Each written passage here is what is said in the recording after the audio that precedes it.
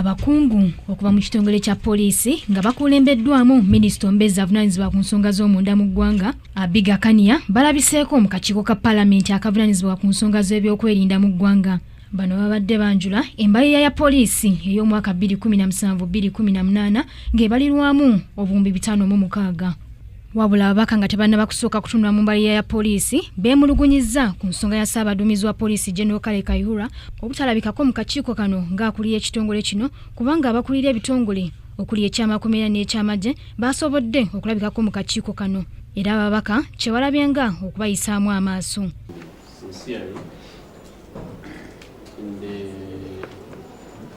It is common wisdom that as a committee we must always interact with the IGP. Honourable Minister, Deputy IGP, I find we must agree on that. We must always interact with the IGP. Yes, because we have several other issues to raise before him.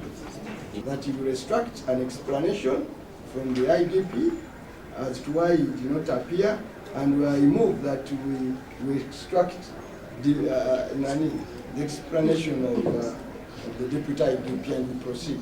Bano beeyongeddeyo okutunula mu mbalirira ya poliisi ne banokolayo ensonga ya poliisi okuteekateeka okufujirira ensimbi eziwera ddala obuwumbi 44 mu kukkakkanya obujagalalo nga kyokka emisaala gy'abasirikale ba poliisi bagitaddeko obuwumbi 160 bokka.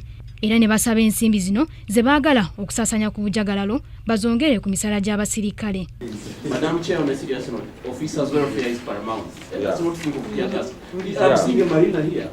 We are having boats. Police has boats. You know, when you don't have a marina, these winds on the lake will destroy the boats. You see, tear gas, let at least public order management.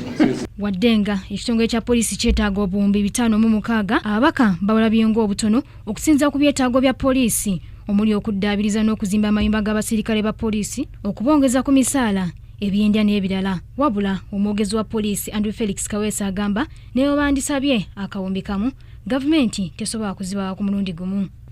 Era Kaweesa ayongerako nti mu mwaka gw'ensimbi 2017-2018 essira bakuliteeka ku byansola by'abapoliisi omuli okuddaabiriza n'okuzimbira abasirikale amayumba agali ku mutindo nga kwotadde n'okwongera emisaala gy'abasirikale ba poliisi. Twandibadde twetaaga akatabalika kamu oba trillion okusinzira ku bye twetaaga n'engeri okutanga poliisi ogitadde ku mulembe nga poliisi ogitadde ogiwadde obukugu bwonna obwetaagisa okusobola okukola omulimu gwayo obulungi ennyo. Wabula mu ngeri y'emu abakungu ba poliisi akakiiko kano kasoose kubagoba okuddayo batemeeteme embalirira yaabwe eraga engeri gye bagenda okusaasaanyamu obuwumbi 506 bwe baagala Paalamenti eyise. Nti oteekwa okuvaayo n'otunnyonnyola ssente ezo n'ozitemaatema. Tosobola kujja eri Paalamenti noga nti nze mumpe biliyoni 506 nzitwale mu kutiya bwe natuuka eyo nze nzitemeetemenga bwe nkola ki bwe ndaba. Joanita Mbabazi, KTV, amalindirire.